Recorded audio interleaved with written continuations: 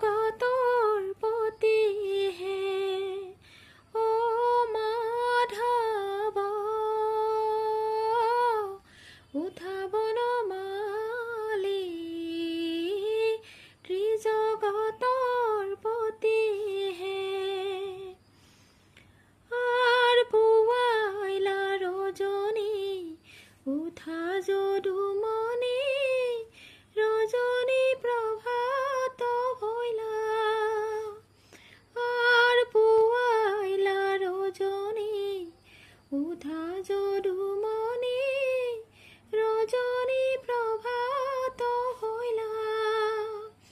বনরে হরিণী বনতে লুকাইলা পহি শুনি সে গইলা অজানব উঠাব